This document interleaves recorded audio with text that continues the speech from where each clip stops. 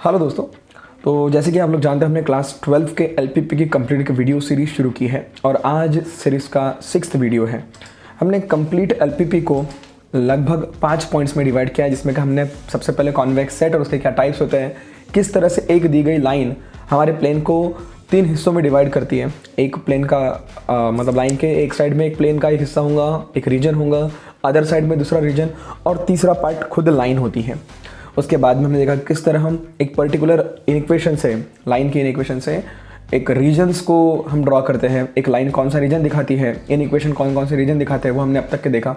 इसी पे हमारे 3-4 वीडियोस बने हैं जो कि चैप्टर का बहुत ही इंपॉर्टेंट टॉपिक है, बहुत ही इंपॉर्टेंट पार्ट है। और आज हम देखेंगे मिनिमाइज और मैक्सिमाइज जेड किस तरह से निकालते हैं। उससे पहले देखते हैं क्या होता है मिनिमाइज और मैक्सिमाइज जेड का मतलब।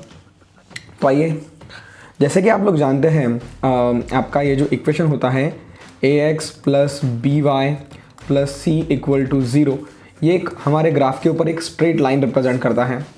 और अगर मैं इस इक्वल टू की जगह पे लेस देन या फिर ग्रेटर देन का साइन दे दूँ, for example ax plus b y plus c greater than 0, मतलब ये जो है इक्वेशन बन गया। अब ये एक कंप्लीट रीजन दिखा देगा हमको लाइन के एक साइड का, ठीक है। अगर ये ग्रेटर देन वाला साइन हमारा ये रीजन दिखाता है, जिस साइड मैंने एरो दिखाए हुए हैं, तो लेस देन वाला साइन अगर मैं यहाँ पे ले लूँगा तो वो अपोजिट रीजन दिखाएगा।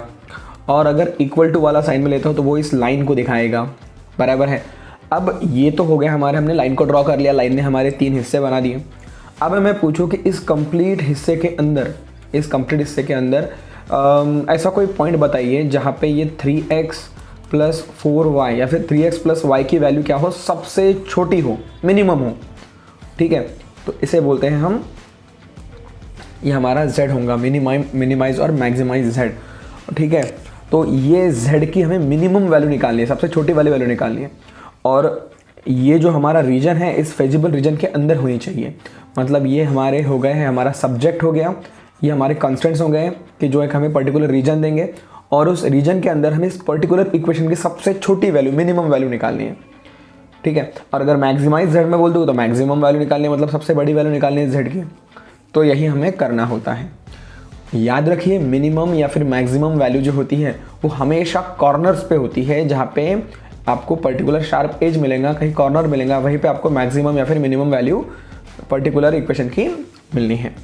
तो आइए शुरू करते हैं क्वेश्चन के साथ में।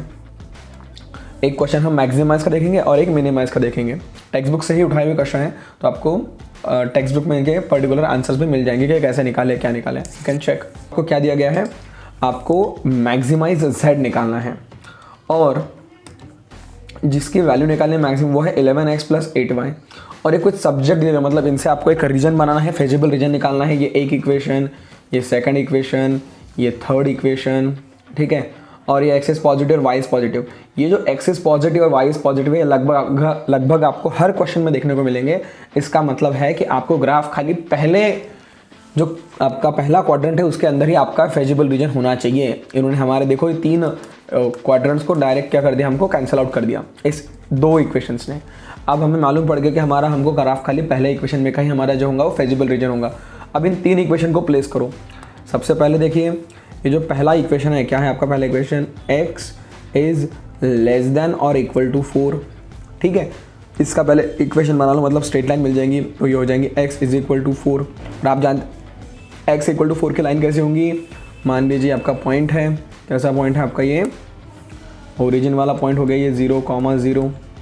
इसके बाद में 1 यहाँ पे आएगा, 2 यहाँ पे आएगा, 3 यहाँ पे आएगा, 4 यहाँ पे आएगा और यहाँ पे 5 होगा, यहाँ पे कहीं पे आपका 6 होगा, ठीक है।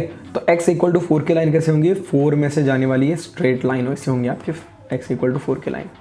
तो ये मिल गई आपकी पहली line, x is equals to 4, ठीक है। चलो इसके लाइन मिल गई हमको। फिर इसका रीजन देखना है, ओरिजिन साइड में इसका फेजिबल रीजन आता है या नॉन ओरिजिन साइड में। तो कैसे करेंगे, हम इस इक्वेशन में ओरिजिन के कोऑर्डिनेट्स डाल के चेक करेंगे। तो मैंने इस इक्वेशन में डाल दिया ओरिजिन के कोऑर्डिनेट, तो 0 इज लेस देन 4 आ गया मेरा, जो कि सच है। 0 सच में 4 से छोटा होता है। इसका मतलब हमारा जो इसका रीजन है, फेजिबल रीजन, वो कौन सा है, ओरिजिन साइड का है। ओरिजिन साइड में ही इसको हमारा क्या है, इसका रीजन है। अब ऐसे नेक्स्ट लाइन को करेंगे। नेक्स्ट लाइन हमारी है y इज लेस देन और इक्वल टू 6।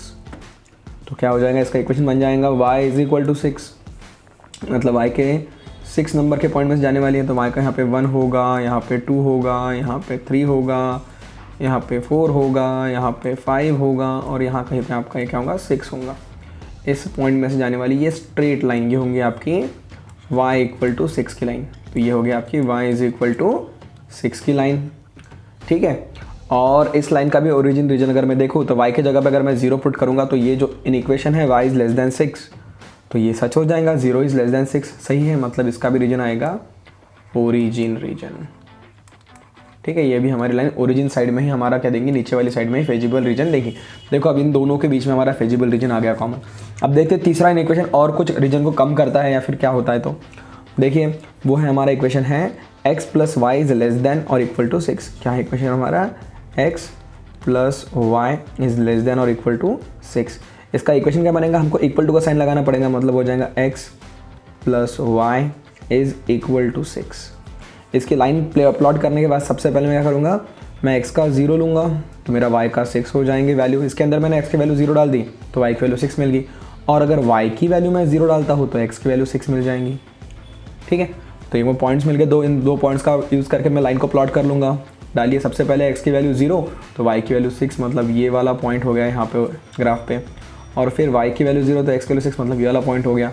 इन दोनों पॉइंट को जॉइंट करने से मेरे को क्या मिल गई, मेरी स्ट्रेट लाइन मिल गई, ठीक है। तो ये तीसरी स्ट्रेट लाइन जो है ये आपकी कौन सी लाइन है, ये है आपकी थर्ड वाली लाइन। अब इसका रीजन देखते हैं ओरिजिन है या नॉन ओरिजिन है।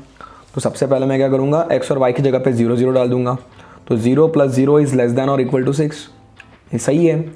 0 प्लस 0 इज 0, 0 6 से छोटा होता है, सही है, मतलब इसका भी रीजन आ गया हमारा ओरिजिन रीजन। अगर तीनों का कॉमन रीजन मैं क्या करूँ, ये करूँ शेड करूँगा तो मेरा ये वाला रीजन आ जाएगा। ये देखिए ये वाला रीजन जो है ये क्या आ जाएगा, कॉमन फेजिबल रीजन जो है ये हमारा फेजिबल रीजन है। मतलब इसके अंदर के हर पॉइंट जो है इन तीनों इक्वेशन को, ये पहला वाला इक्वेशन को सेटिस्फाई करेगा। देखिए हर पॉइंट की वैल्यू जो है वो x इक्वल टू 4 से छोटी है। देखिए इसके अंदर हर पॉइंट की वैल्यू y की वैल्यू जो है वो 6 से छोटी है, ठीक है। x की भी छोटी है, y से भी छोटी है, मतलब ये दोनों जो हमारे इन इक्वेशन थे ये भी इस रीजन में सेटिस्फाई हो रही है।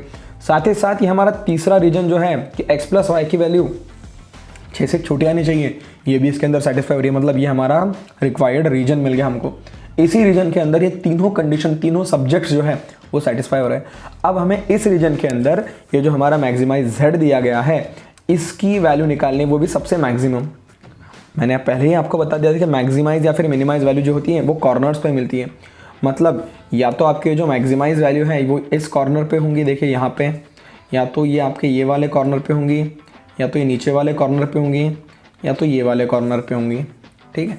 मैं इसे नाम दे देता हूँ, ये मान लीजिए ये पॉइंट है A, ये पॉइंट है B, ये पॉइंट है C, और ये नीचे वाला पॉइंट जो है ये है D, ये यहाँ वाला पॉइंट जो है ये है D पॉइंट।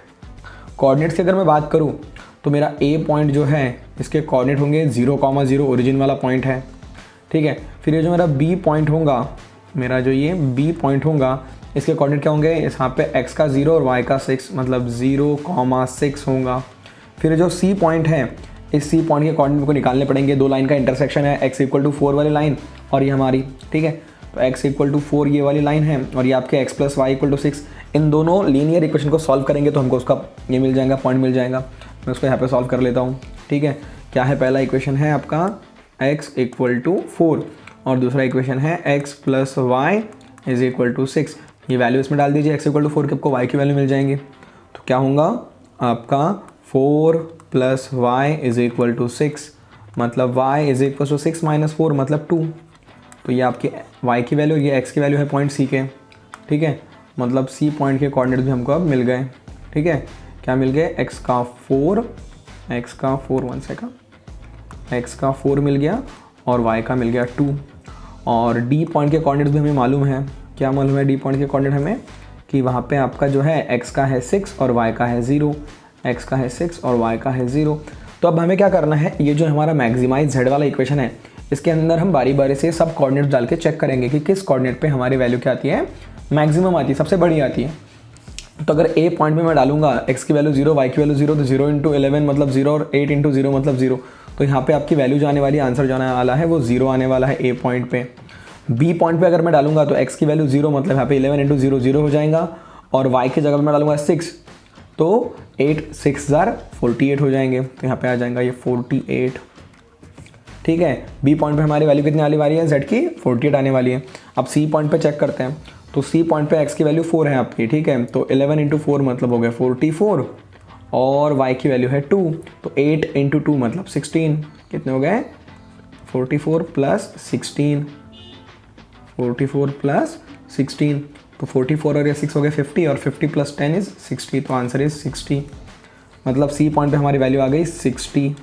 ठीक है, और डी पॉइंट पे क्या आएगा हमारा 11 इंटू 6 मतलब 66। तो हमारा जो मैक्सिमाइज जेड होगा वो डी पॉइंट होगा, क्योंकि डी पॉइंट पे हमारी वैल्यू मैक्सिमम आ रही है। 66 हमारा आंसर आ रहा है। एक बार फिर से चेक कर लीजिए, सी पॉइंट पे क्या आया था हमारा, सी पॉइंट पे आया था हमारा 11 इंटू 4। ओके, 11 इंटू 4 मतलब 44। ओके, और 8 इंटू 2 मतलब 16, तो 44 प्लस 6 हो गया 50, और 50 प्लस 10 हो गए 60। सही है, तो मैक्सिमम वैल्यू हमारे डी पॉइंट पे आ रहे हैं, इसलिए डी पॉइंट जो है वो हमारा क्या है, आंसर है। मिनिमाइज जेड वाला जो कॉन्सेप्ट होता है उसमें भी सेम करना पड़ता है, खाली इन सभी आंसर्स के अंदर जो सबसे छोटी वैल्यू होंगी, मिनिमम वैल्यू होंगी, वो हमारा आंसर होगा। ठीक है।